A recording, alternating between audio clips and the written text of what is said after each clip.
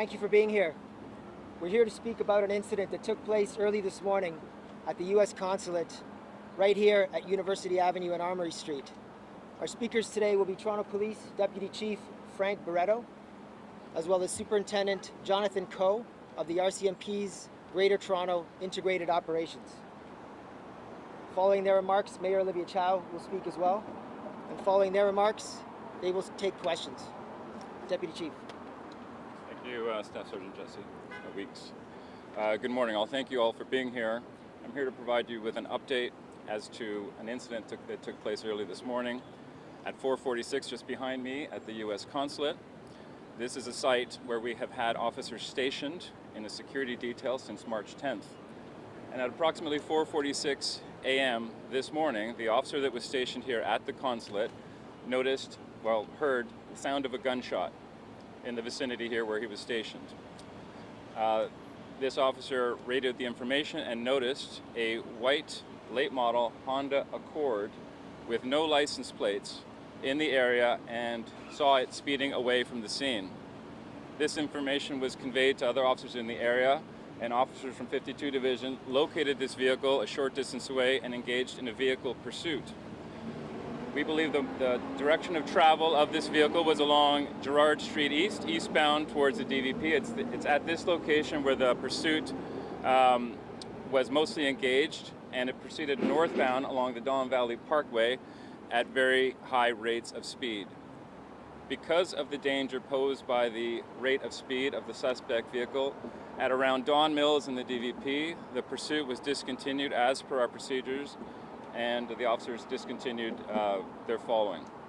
At the scene here, evidence of one single projectile discharge was found, a shell casing, as well as some damage to the front of the facade of the U.S. Consulate. At this time, the Toronto Police Service Integrated Gun and Gang Task Force, as supported by the Counter-Terrorism and Security Unit, is conducting a very active investigation. As we will have known from March 10th when a shooting occurred at this location, we will approach this investigation with great seriousness. We did arrest 3 individuals for that shooting. Unfortunately, however, in the execution of those arrests, we did lose one of our officers, Constable Mark Pinizzato, in the line of duty. We will also, in this case, take it as seriously as ever, and we will bring the people responsible for this to justice. Anyone in the vicinity between 4:30 and 5 o'clock along University here between College and, let's say, Queen Street, if they saw something, noticed something unusual, have any dash cam footage, we would ask that they contact the Toronto Police Service so that it might aid in the investigation. The telephone number to call is 416-808-2510, 2510. That is the number for our Integrated Gun and Gang Task Force. At this point, I will now turn the microphone over to Superintendent Jonathan Coe of the RCMP, who will then be followed on in remarks with Mayor Chow. Afterwards, we will do our best to answer some questions. However, we'll point out that it is quite early in this investigation. Some information I may not be able to share, and some information I simply may not know at this point. Thank you. Thank you, Deputy. Good morning. I'm Superintendent Jonathan Coe, the Acting Criminal Operations Officer for Central Region with the RCMP. This morning, our community experienced another troubling incident. The RCMP Federal Policing Central Region Integrated National Security Enforcement Team in the GTA is working with the Toronto Police Service as well as our international partners to investigate this matter. It is currently too early to determine the motive of the shooting that took place outside the American Consulate here in Toronto. Earlier this year, similar incident occurred, met with coordinated response from our law enforcement agencies. Although we're early in the investigation, I can assure the public that this shooting is being investigated with the same dedication that resulted in those arrests back in June. Threats and violence towards any persons within Canada are taken very seriously. I want to reassure everyone that our main priority is to keep our community safe, with to continue to work diligently with our partners to investigate this matter, to identify the people responsible and hold them accountable for their actions. I invite Mayor Olivia Chow to speak. Thank you. Early this morning, a shot was fired at the U.S. Consulate. This is when there is a police cruiser with the lights flashing right in front of it is a brazen attack. I want to thank the Toronto Police and RCMP and other federal agencies that are working very closely together to solve this crime and hopefully prevent future ones. They have my full support. This morning I spoke to the Minister of Public Safety, and we pledge to continue to work closely together to aid both moves the illegal American guns off our street, and two, to bring those that are responsible to justice and prevent other shootings. I want to say to the person or persons responsible, we will get you. We have apprehended the previous shooters, all three of them, and we will bring you to justice. You will be held accountable. I have full confidence that our police and with all federal public safety agencies will be able to do so. Questions to folks? Thank you, Mayor. Thank you, Mayor. Yes, sir. Yes, sir. Can you explain, was aerial support not available at the time of the pursuit? And can you explain what happens when you stop pursuit? What happens next? Are there other units that then monitor highway exits? What are the next steps? In a way, you've answered some of your own questions, so that's exactly what would happen. When a pursuit is discontinued, that doesn't mean that we have completely stopped. There will be other officers. We will have conveyed this information to all areas in the vicinity, and other officers will be on the lookout, in other words. In terms of aerial support, my understanding that it was not available at this time. Had it been, no doubt the outcome might have turned out differently. It's a great advantage to police in high-speed pursuits when we simply cannot pursue them on the ground, if you will, because of the danger that it poses to the public. During the pursuit, were the officers able to tell, was there one suspect in the vehicle? Was there multiple people? Do you know that? I'm afraid I don't have that information to share at this time. Deputy Chief, and maybe the Mayor can talk about this. You mentioned that there was an officer stationed there, lights were on, cruiser was out there, still the shooting took place. Is there anything else? Like, what more could police do to try to prevent something from happening? Sure. Yeah, I appreciate the question that you would expect a highly visible police cruiser stationed right in front of the consulate would act as a deterrent. It perhaps speaks to the brazen quality of this act, the recklessness that's involved. Certainly to engage in a high-speed pursuit, at certain points the speeds were in excess of 140 kilometers per hour. So we are dealing with quite a dangerous individual or individuals. I don't know, what was the second part? What more can be done? Well, this is something that we put our minds to regularly. So we do have a counterterrorism and security unit, so there is a lot of policing that happens behind the scenes.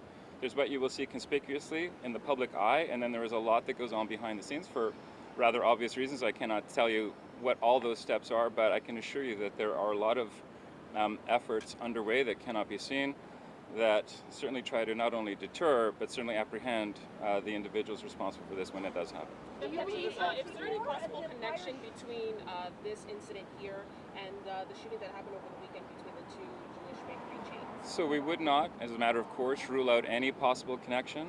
As I said perhaps in my opening remarks, it's too early to say. The investigators will follow the evidence to where it leads. So the answer is it's possible, but we don't know that for a fact, and it's certainly not something that I would be able to share at this moment. Any update on that investigation into the shooting over the weekend at the bakeries? None that I can provide at this moment. I can tell you that that is also extremely active as an investigation. We have our best investigators working on this. They're making progress, but it's too soon to really provide much of an update on that. Are you also looking into the possible link of criminals for hire? That was a similar situation that happened back in March 10th. I hate to give you the exact same answer, but it's too early to say. We obviously would not rule that out as a possibility. We do know that that is a phenomenon that has unfortunately grown in the GTA area. Some criminals simply do perform services for hire. They don't have any personal interest in the matter. They simply are hired to carry out a specific act of criminality. So if it leads to that, the evidence, we will certainly share that. And at this moment, it's too soon to say. What was the officer doing at the time of the shooting when he was on the detail? I haven't spoken to the officer directly. My understanding is they were as assigned at their post and noticed or heard the sound of a gunshot and immediately went into action. which essentially led to us almost making an arrest. Unfortunately, we came quite close, but not quite. It's because of that officer's actions that we were able to get up on our target, our suspect, and that's why we actually managed to get involved in a pursuit. Had it turned out a little bit differently, we might have been telling you about an arrest that we made, but we hope to be doing that in the coming days and weeks. Just to be clear, was it only one shot that was fired at the building? Our understanding at this time is that it was one shot, one projectile, one shell casing, one evidence of damage on the facade. Deputy Chief, can you speak about the Jewish bakery shooting? You put out a suspect vehicle photo. What is the latest? The hate crime you've been investigating? So, as I said a moment ago, that investigation is very active, very ongoing. As soon as we are able to provide some further information, we will. We did provide, I think, a description of the suspect vehicle and those two shootings were linked to each other, I think, is something we provided. Other than that, I don't have much more information or detail that I can share at this time. Deputy Chief, with this shooting, I'm sorry. sorry, just with the shooting, I don't know if I misheard you. You said something about the license plate on the vehicle. Was there a license plate? Was there no license plate? There was no license plate on the vehicle. Is that not highly unusual? Does that make you think that vehicle was taken specifically to do this act? Well, I would hazard a guess. Again, I'm not the investigator and I'm not looking at the evidence, but there's a certain element of premeditation, I suspect, that you might agree is likely. So I don't think it's just a fluke that there was no license plate on the vehicle, but it is something that happened. So so the question is, was someone inside the building? The answer is yes. There were two security personnel inside the building at the time. I'm not aware as to whether if they even noticed. A handgun round fired at this very fortified building is not something that, if you were inside, you might notice. Yes. Oh, for Superintendent Coe. Sir.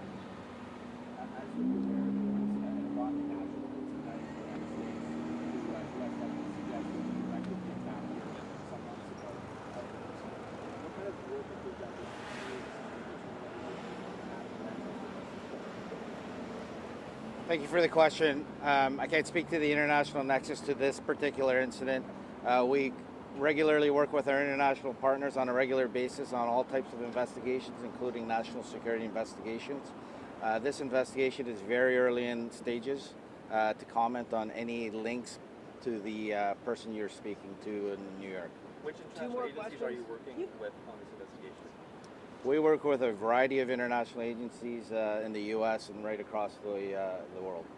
You've had a security detail here since March 10th. You've had security details around Jewish community centers. You've stepped up patrols. You've seen yet another brazen act, as you call it, here at the Consulate. What more can be done to leave Torontonians feeling safe? I mean, this is a place where I come every day, where people walk, and yet despite all the security, it's still not. I appreciate that question, and I agree with you, and I share that sentiment of great concern. To have something like this happen in our downtown core, albeit it did happen at 4 in the morning or 4:46 in the morning, that's small comfort that we would have a shooting as brazen, as despicable as the one we've seen and have seen in the past. I can assure Torontonians that the Toronto Police Service and our partners, federal, provincial, and otherwise, are very much actively working to not only deter but apprehend people involved in this. We have made arrests in practically all of the other shootings at great cost to the Toronto Police Service in one instance. So we will continue with the same level of effort, same level of conviction and dedication to deal with this. I sympathize, I agree with your concern. I'm a Torontonian and I know how you are thinking. This should not be happening. We're going to bring the people responsible for this to justice and do everything we can to make sure it doesn't happen again. Thank you, Deputy Chief. Thank you. Thank you. Thank you. Thank you, Mayor. Thank you, Superintendent. That concludes our news conference. Thank you very much for coming. Thank you.